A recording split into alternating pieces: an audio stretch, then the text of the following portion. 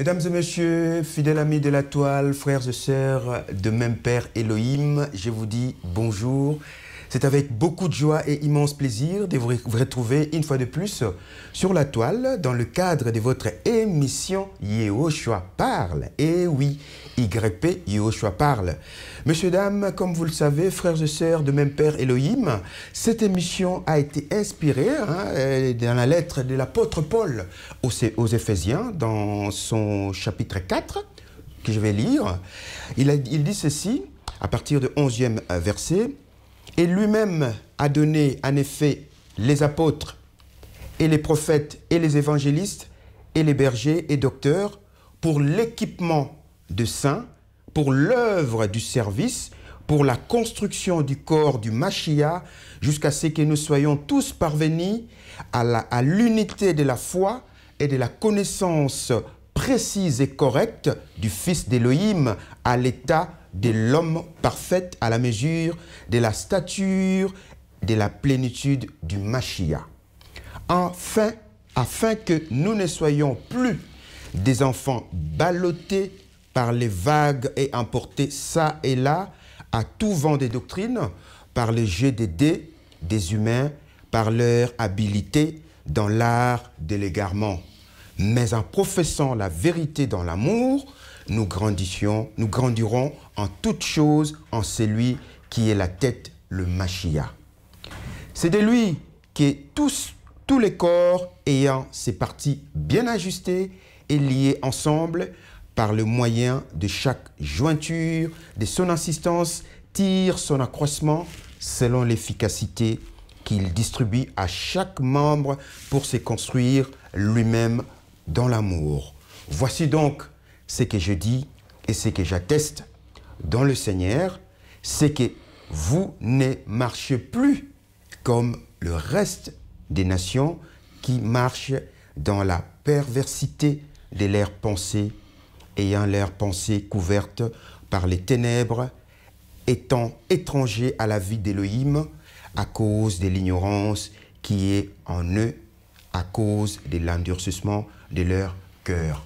Voilà, mesdames et messieurs, là où nous tirons le fondement, l'inspiration pour créer cette émission Yehoshua parle. Yehoshua parle, en ce jour, dimanche dominical, nous allons parler d'un des sujets fondamentaux du chrétien.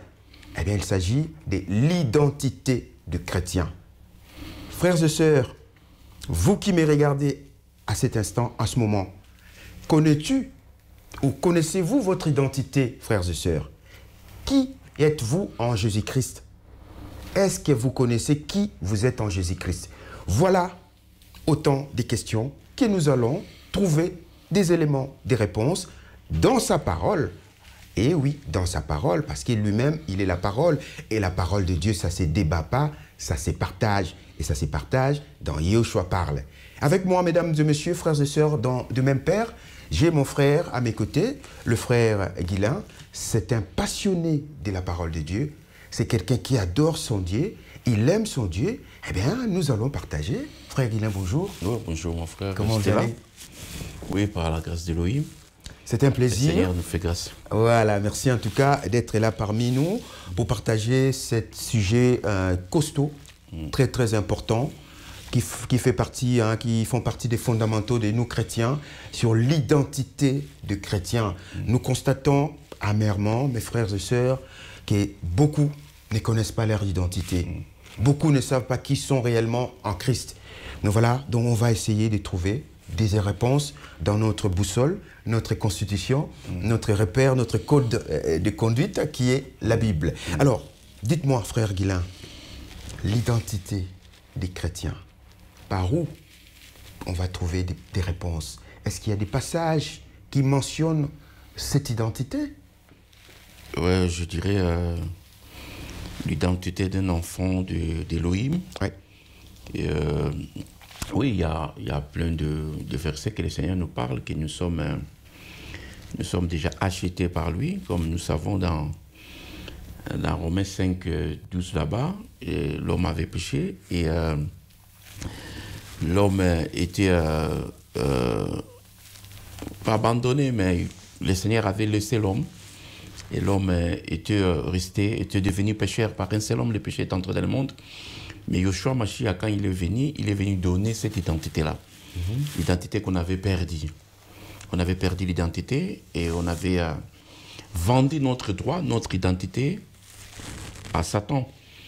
Et le Seigneur, quand il est revenu, il nous a donné l'identité. Si nous pouvons, il nous a redonné l'identité qu'on avait. Si nous pouvons lire dans Jean 1, à partir du verset 12, la Bible dit « Mais à tous ceux qui l'ont reçu, à ceux qui croient en son nom, il leur a donné le pouvoir de devenir enfants d'Élohim. » Donc, quand tu crois en Yoshua, en Mashiach, le Seigneur te donne le pouvoir de devenir enfant d'Élohim. C'est ça notre identité, en fait.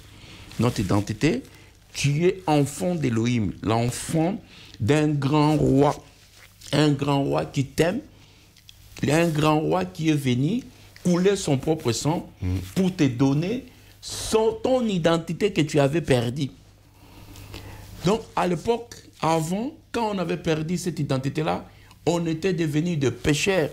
On était devenu loin du Seigneur. On avait perdu cette identité-là.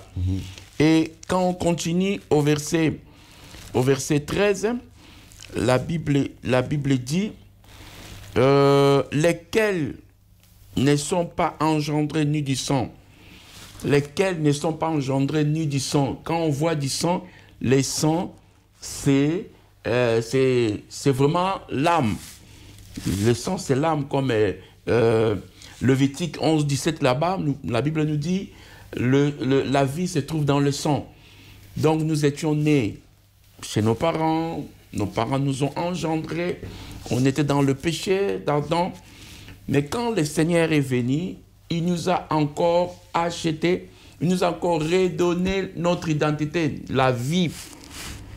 Alléluia. Amen. Il nous a redonné, et lesquels sont engendrés, ni du sang.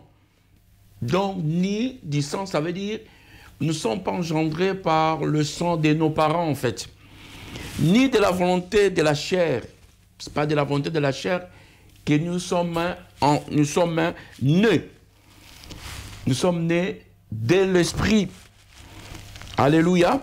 La Bible dit ni la volonté de la chair, ni la volonté du sang, ni de la volonté de l'homme, mais nous sommes nés d'Élohim. C'est ça notre identité. Donc un chrétien, il a le pouvoir, il a le pouvoir de faire tout parce qu'il a son identité là. Alors, que le Seigneur lui a donné, exactement. Donc il nous a donné le pouvoir de devenir enfant d'Élohim. Voilà, et cette identité vient de par son esprit, en fait, ni de la volonté de l'homme, ni de la volonté charnelle, mais de son esprit. Donc nous voyons ici, l'identité première commence par l'esprit. Amen. Commence par l'esprit. Donc toi, vous, chrétiens qui me regardez en ce moment-là, eh bien, sachez que l'identité première commence par l'esprit. Le fait de l'accepter comme Seigneur et Sauveur dans ta vie, eh bien cette nouvelle naissance-là, ce n'est pas une naissance charnelle, mais c'est une naissance spirituelle. Eh bien, c'est ça qui vous donne cette identité. Du coup, tu commences à marcher avec son esprit. Est-ce qu'il y a encore d'autres passages qui nous montrent noir sur blanc que Christ tu parles de notre identité, frère Guina? Ouais, et si nous prenons 1 Pierre 2, 1 Pierre 2, à partir du 9e verset, la Bible dit, mais vous êtes la race élue, la pétrisse royale, la nation sainte, le peuple acquis, afin que vous annoncez le vertu de celui qui vous a appelé de la ténèbre à sa merveilleuse lumière. Nous sommes la race élue. Amen. Donc c'est ça notre identité. Nous avons cette race-là. Nous sommes nés de Dieu, nés d'Élohim. Nous avons cette race-là céleste, parce que le Seigneur est venu nous donner cette identité-là, cette race-là du royaume, en fait. Donc, la Bible dit quoi? Mais vous êtes la race élue, pétrisse royale, la nation sainte, le peuple acquis, afin que vous annonciez la vertu de celui qui vous a appelé. Celui qui nous a appelé, c'est Jésus-Christ de Nazareth. Amen. Voilà. Donc, nous avons cette grâce-là de devenir enfants de Dieu. Nous sommes la race élue. Ah oui, c'est formidable. La race élue. C'est tellement merveilleux, frères et sœurs, vous qui nous regardez en ce moment-là. Eh bien, sachez que vous êtes une race élue. Vous êtes sacrificateur. Dieu vous a choisi. Il nous a tous choisis. Donc voilà encore une autre identité qu'on retrouve ici dans les livres de 1 Pierre 2,9. Nous sommes tous des peuples élus. Nous sommes des sacrificateurs royaux. La nation sainte, peuple de Dieu. Frères et sœurs, vous êtes une nation sainte. Vous êtes un peuple élu. On va continuer encore. C'est tellement merveilleux qu'on est en train de découvrir qu'on est une nation sainte, on est un peuple élu et on est conduit par son esprit. On continue, il y a encore d'autres passages. Il y a d'autres passages dans Apocalypse là-bas, Apocalypse 1, à partir du verset 5, la Bible dit « Et qui a fait de nous des rois de pétris pour Elohim, son peuple, son Père. À lui soit la gloire et la force souveraine pour les âges des âges. Amen. » On voit ici, il nous a fait des rois et de prêtres. Ouais. Donc c'est vraiment une grâce là que le Seigneur nous donne là, c'est profond. C'est tellement profond. Donc on est des rois. Sur la terre, on est des rois. On est de prêtres. Frère, beaucoup de gens ne savent pas qu'ils sont de prêtres. Ah oui.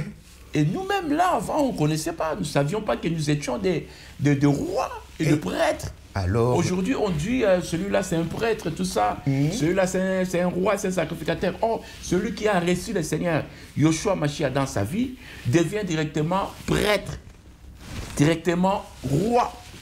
Voilà, parce qu'il est élu. Oui. Il est la race élue. Élu. Donc nous sommes des rois. Des rois. Frères et sœurs, vous qui me regardez, vous êtes des reines, mes sœurs dans le Seigneur, de même Père. Nous tous, c'est pourquoi moi j'aime bien utiliser ce terme-là, de même Père. Parce que nous sommes tous nés de nouveau de son esprit. Et c'est lui qui est notre papa. Donc nous sommes des rois et des reines. Nous sommes des sacrificateurs. Alors, comment est-ce possible que nous sommes des rois et des reines, mais il y en a encore des frères et sœurs qui continuent encore à payer des dîmes. Un exemple. Il est roi, il est sacrificateur, mais il continue à payer la dîme. Ça, c'est normal, ça? Non, c'est pas normal, parce qu'on voit... Juste un exemple, vite fait. Ouais, vite fait. Toi, tu peux parler? Si tu peux développer? Ouais, tu peux, ouais. Oui, c'est pas normal, parce que quand tu es élu, tu es la nation sainte, tu es roi, tu es sacrificateur. Alors, comment tu peux payer encore la dîme, mon frère, ma soeur, toi qui me regardes? Tu es déjà béni. Un roi, est-ce qu'un roi doit payer la dîme? Est-ce qu'un sacrificateur doit payer la dîme? Tu es déjà béni. Alors, quelqu'un qui vient te dire que non, il faut payer la dîme pour que tu sois béni. Est-ce que c'est normal, ça? C'est pourquoi l'inspiration de cette émission-là, pour que nous ne soyons pas des enfants ballottés à tout vent des doctrines, par la ruse des hommes, par leur doctrine, et que nous arrivons à la connaissance parfaite, précise de Yeshua HaMashiach. Un sacrificateur ne paye pas la dîme. Un peuple élu ne paye pas la dîme. Une nation choisie de Yeshua, qui est conduit par son esprit. Pourquoi tu vas payer la dîme? Je ferme la parenthèse. On continue. Est-ce qu'il y a encore d'autres textes? À moins que tu aies encore un petit commentaire à ajouter là-dessus. Oui, il y a encore, toujours dans Apocalypse là-bas, chapitre 5, verset 10, la Bible dit « Et tu as fait de nous des rois, de prêtres pour notre Elohim. » Tu as fait de nous des rois, de prêtres pour notre Elohim. Et nous régnerons sur la terre. Amen. Donc, on voit, comme tu viens de le souligner là, un prêtre ne peut pas payer la dîme. Avant, nous voyons, le prêtre ne payait pas la dîme. Il y avait le Lévite qui payait la dîme. Le prêtre payait la dîme de la dîme. Là, il payait. Mais maintenant, nous sommes la race élue. Nous sommes le prêtre. Un prêtre ne peut pas payer la dîme. Dans Hébreux 7, 12, là-bas, la Bible dit, les sacerdoces d'Aaron étant changés, il y a nécessairement le changement des lois. Amen. Donc nous sommes le prêtre. Nous ne pouvons plus payer la dîme. La dîme, c'était la loi. Amen. Et nous vivons au temps de la grâce du Seigneur Yoshua HaMashiach. Amen. Donc voilà, donc pour la dîme, j'espère que on va parler de ça prochainement dans les autres émissions. Mais sachez déjà aujourd'hui, nous avons quelques textes qui nous montrent noir sur blanc, vous, mes frères et sœurs, qui me regardez en ce moment-là. Nous avons le livre de l'évangile de Jean, Jean 1, 11 à 13. Là, vous pouvez scruter encore les Écritures, méditer encore en profondeur, que nous sommes devenus des enfants de Dieu de par l'Esprit, ni par la volonté charnelle, mais de par son Esprit. Donc son Esprit, maintenant qui commence à nous conduire, à nous diriger, eh bien, nous avons un autre comportement complètement différent. Et encore, dans 1 Pierre 2,9, 1 Pierre 2,9, où nous voyons que le Christ, il nous a encore choisis, mes frères et sœurs. Encore un autre texte qui prouve noir sur blanc que vous êtes de roi. Apocalypse 1, 4 à 6. Il nous montre que nous sommes de rois, des sacrificateurs, mon frère, ma sœur. Alors, tes rois, tes reines, tes sacrificateurs, pourquoi alors appeler un pasteur au Congo? Je voulais souligner dans Jean 1, là-bas 13, quand la Bible dit, vous êtes engendrés ni du sang, ni de la volonté de l'homme, ni de la chair, mais vous êtes nés d'Élohim. Ça veut dire que le Seigneur nous a encore engendrés, nous a encore fait renaître. Amen. Comme dans 2 Corinthiens 5, 17, là-bas, la Bible dit, vous devenez une nouvelle création quand vous recevez Yoshua Mashiach. Donc, vous avez une nouvelle identité. Donc, le Seigneur est venu, en fait, nous faire encore renaître. Nous qui étions pécheurs, nous qui étions dans la captivité de l'ennemi, nous qui étions abandonnés, nous qui étions dans le péché, le Seigneur est venu nous redonner notre identité. Et l'identité que nous avons, ce n'est pas l'homme qui nous a donné, ce n'est pas nos parents, ce n'est pas un pasteur, un bishop, c'est le Seigneur lui-même qui est venu mourir à la croix pour que nous puissions, n'est-ce pas, avoir cette vie-là, pour que nous puissions, n'est-ce pas, avoir cette identité-là. Donc l'identité-là ne vient ni de l'homme, ni d'un grand bishop, non. C'est le Seigneur qui nous a engendrés. Nous sommes devenus de nouvelles créations. Toutes choses sont passées. Voici, toutes choses sont devenues maintenant nouvelles. Donc nous avons cette identité-là. Un enfant de Dieu qui a cette identité-là ne peut plus avoir peur de quoi que ce soit, de qui que ce soit, d'un sorcier. S'il a un problème, il appelle un bishop au Congo, partout ailleurs dans le monde, pour lui demander la prière. Oui, on peut demander la prière, mais ce qui est important, premièrement d'abord, on va connaître à nous-mêmes qui sommes-nous. Qui sommes-nous? Si j'ai un problème, si j'ai quoi que ce soit, je vais d'abord m'humilier devant Yoshua. Je vais être au pied de Yoshua pour lui dire, pour d'abord connaître mon identité, que je suis un roi, je suis le prêtre. Je vais aller vers le roi des rois, celui qui donne la solution. C'est ça en fait qui manque beaucoup. Beaucoup d'enfants d'Élohim.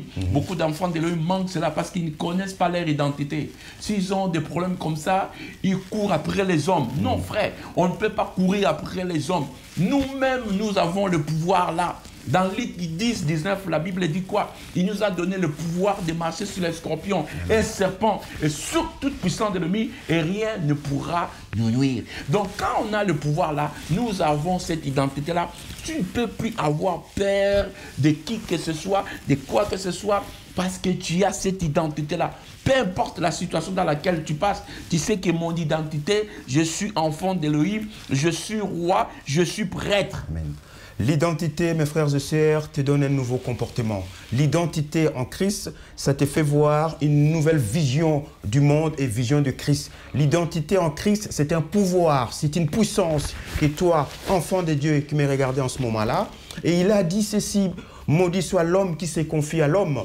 Il a donné pas mal de promesses. Christ, en fait, il a tout accompli sur la croix, il nous a tout donné. Vous, mes frères et sœurs, réellement arrêtez. Arrêtez de courir derrière les hommes, courez derrière Yehoshua HaMashiach. Amen. Courez derrière l'Élohim. Marchez dans la crainte de l'Éternel, la vie de sanctification et la vie de prière. Arrêtez d'appeler les pasteurs au Congo. Arrêtez d'appeler X, Y, Z. Référez-vous à Christ. C'est lui seul qui est notre modèle, notre maître, notre sacrificateur absolu. Mon frère, c'est pourquoi beaucoup de gens ignorent leur identité. Parce que la Bible dit dans Osée 4:6, mon peuple est égorgé, détruit, faute de connaissances. Parce que quand la personne n'a pas la connaissance là, elle est détruite. Amen. Cette personne, elle est détruite. Mais comment on peut garder cette connaissance-là? On peut garder, n'est-ce pas, ce pouvoir-là, cette force-là en nous. C'est dans la prière. Yoshua a dit dans Matthieu 26, 41 là, veillez et priez afin que vous ne tombez pas dans la tentation. La tentation est là, dans le monde. Mais si on ne veille pas, on ne prie pas, on va perdre notre identité, frère. Amen. Si tu connais ton identité, il faut la garder jalousement, frère. Si tu commences à perdre la vie de prière et de jeûne, tu vas perdre cette identité-là. Or, nous sommes esprits, comme Yoshua dit dans Jean 4 là-bas, 23. Et ceux qui vont m'adorer en esprit en vérité. Si tu veux adorer le Seigneur, si tu veux garder ton identité, il faut être toujours en esprit. Parce que notre Père, il est esprit. Il veut que ceux qui s'approchent de lui soient aussi des esprits. C'est la raison pour laquelle, frère, on va rester là. La Bible dit quoi même dans... Ouais, tu peux continuer. Il a dit, les vrais adorateurs adoreront le Père en esprit et en vérité. Ce n'est pas en appelant XY, en esprit et en vérité. Lorsqu'on est conduit par son esprit, eh bien, tout ce qu'on va faire, c'est son esprit qui va nous diriger, même pour donner, même pour contribuer à l'œuvre de Dieu. Tu n'auras pas besoin qu'on puisse te demander quoi que ce soit. L'esprit de Dieu qui est conduit en toi, automatiquement, il va te demander de contribuer. Il va te dire, c'est par amour en fait. Donc ce n'est pas qu'on doit t'imposer quoi que ce soit pour contribuer à l'œuvre de Dieu. Quand on est conduit par Christ, on devient une autre personne, une autre créature, mes frères et sœurs. C'est ça l'identité. Moi, je regrette et ça me fait très mal au cœur de voir des frères et sœurs en ce jour qui continuent encore à être des bébés éternels, 5, 10, 15 ans dans une assemblée, moindre petit bobo, moindre petit problème spirituel, il doit recourir à un prophète, à un pasteur. Ça ne se fait pas, c'est pas normal, c'est la honte. Arrêtez de foutre la honte à notre Créateur, mes frères et sœurs. Vous qui disiez aujourd'hui que j'ai reçu le Christ comme Seigneur et Sauveur dans ma vie, mais vous avez cette identité. Pourquoi alors continuer à être bébé éternel jusqu'à présent? Pourquoi? Eh bien, c'est quelque part parce que vous avez ouvert des portes. Quelque part parce que vous ne marchez pas dans la sanctification. C'est pourquoi, moindre bobo, il faut appeler le Christ. Parce que le nom fort, puissant de Yoshua, quand tu le clames, ça n'a plus d'impact, ça n'a plus d'effet. Parce que tu vis dans le péché, dans une vie de désordre. C'est pourquoi ce nom-là, ça ne marche plus. Tu n'as plus le pouvoir, parce que le pouvoir qu'il a donné à tout chrétien, et tout chrétien par définition, c'est un homme de Dieu. Alors personne n'est au-dessus de qui que ce soit. Simplement, je respecte les services, les pasteurs, les diacres, les apôtres, ce sont des services, mais il n'est pas plus que toi et moi, mon frère, ma soeur. Nous avons tous le même statut. Enfants de Dieu, nous avons tous le même pouvoir. Je vous ai donné. Il n'a pas dit qu'il a donné le pouvoir au pasteur, au diacre, mais tout chrétien a le pouvoir. Et il a dit ceci, voici les miracles qui accompagneront ceux qui auront cru. Amen. Si toi tu crois en Christ, eh bien, il y a les miracles qui vont t'accompagner. Ce n'est pas qu'un pasteur ou XY qui va venir t'imposer les mains. Tu l'as déjà en toi. Alors, frères et sœurs, mettons en pratique cette parole, mettons en pratique cette identité. Je suis fier d'être un roi, moi. Je suis fier d'appartenir à ce Yoshua HaMashiach. Et je le dis tout haut, je le clame tout haut. Je n'ai pas peur des démons, je n'ai pas peur de Satan. Satan lui-même, il fuit lorsqu'il me voit venir. Je fais partie des descendants de Yoshua HaMashiach sur la terre. C'est pourquoi nous venons parler de Christ, partager, pour vous exhorter, vous conscientiser que vous avez l'identité, mettez en pratique cette identité. Nous allons terminer par là, frère Guilain, je ne sais pas si tu as encore un petit commentaire. Pour garder cette identité-là, on doit faire les efforts. On doit faire les efforts. Si je prends dans 2 Pierre 1 là-bas, à partir du verset 5, la Bible dit « Or, pour cette même raison aussi, il est important en notre tout empressement, fournissez à votre foi la vertu. » Donc un enfant d'Élohim doit faire les efforts pour, n'est-ce pas, maintenir sa vie chrétienne. Vertu, et à la vertu, la connaissance. Donc on doit méditer la parole jour et nuit, prier pour garder notre identité. Parce que beaucoup de gens perdent leur identité parce qu'ils ne méditent pas, ils ne prient pas, ils ne font plus les efforts là pour avoir la connaissance en fait. La vertu, la connaissance, au verset 6 là-bas, et à la connaissance, le contrôle de soi, et au contrôle de soi, la patience. Là, on parle de la sanctification en fait. Donc, un chrétien doit avoir le fruit de l'esprit, Galates 5, 22 là-bas. On doit avoir le fruit de l'esprit. Donc, on va connaître qui sommes-nous. On va savoir ça. Et si on ne le connaît pas, on va se perdre. La connaissance est la connaissance, le contrôle de soi. Au contrôle de soi, la patience, et la patience, la piété, et la piété, l'amour fraternel, et l'amour fraternel, l'amour. Donc, on va faire les efforts. On va pas dire, moi, je suis méchant, moi, je suis pas patient. Non, on va faire les efforts. Même la connaissance, là. On va faire les efforts pour avoir la connaissance. Amen. Un enfant d'Élohim qui a la connaissance, personne ne peut encore le tromper. Si quelqu'un vient le tromper comme ça, il va s'évader dans la parole. Mais oui, il a dit ça. C'est comme les chrétiens des chrétiens à l'époque. Ils étaient comme ça. Quand on leur parlait, ils disaient non, non, non, tu ne peux pas parler ça. Pour la première fois qu'on a appelé les disciples, les chrétiens, c'était Antioche là-bas. Ils vérifiaient les Écritures. Ils vérifiaient si tu parles bien ou si tu mens. Ouais. Beaucoup de gens aujourd'hui ne veulent pas connaître, ne veulent pas baser sur la parole, ne veulent pas vraiment entrer dans la profondeur. C'est pour cela, les gens, les escrocs, tout ça, ils viennent nous arnaquer. Eh oui, les frères. Arnaquer parce que les gens n'ont pas la connaissance. Ils vont dire, Daddy a dit. Mais la parole a dit quoi? Quand il y a des choses comme ça, Daddy a dit. Oui, la parole a dit quoi? Il y a même des choses de Trinité, tout ça, toutes ces choses-là. Parce qu'à l'époque, on nous avait enseigné comme ça. Mais si le Seigneur te montre blanc, noir sur blanc, que Yoshua est bel et bien Elohim, mais comment retourner encore aux choses anciennes? Non, frère. Donc c'est pour cela, frère, pour garder notre identité, on va faire les efforts premièrement d'abord la prière et la méditation, de méditer la parole, tout ça, d'entrer dans la profondeur pour maintenir notre identité. Amen. Sinon, on va stagner, on va faire des surplaces, on va rester 30 ans dans une église, toujours là faire des surplaces, on sera toujours bébé. Amen, amen. Mais si tu médites la parole, si tu crains le Seigneur, tu pries, tu ne seras plus bébé. Tu vas avancer, tu vas aller au-delà. Que ce livre de la loi ne s'éloigne pas. Médite-les jour et nuit. Ça ne suffit pas là. Pour que tu sois riche, pour que tu sois, que Dieu puisse te protéger dans le futur, il faut que méditer pour avoir cette connaissance-là. Et l'inspiration même de cette émission, Yoshua parle, pour que nous ne soyons plus des enfants ballottés à tout vent des doctrines. Mes frères et sœurs, Dieu n'aime pas l'ignorance. Je vous dis merci qui avez pris un peu de votre temps pour nous suivre sur ce sujet combien costaud, combien important, sur l'identité d'un chrétien. J'espère que vous savez maintenant qui vous êtes en Jésus-Christ et que vous allez pratiquer cette parole parce qu'un chrétien qui connaît son identité pratique la parole de Dieu mais ne pratique pas le péché. On n'est pas parfait. Tu peux tomber, relève-toi, prends la décision, la vie de sanctification, médite la parole jour et nuit pour que tu sois béni, toi et toute ta famille. Je vous dis merci à vous tous qui avez pris un peu de votre temps pour nous suivre. Je vous fixe le rendez-vous pour la prochaine émission. En attendant, restez en Christ, méditez la parole de Dieu, que vous soyez tous bénis. Amen. Amen.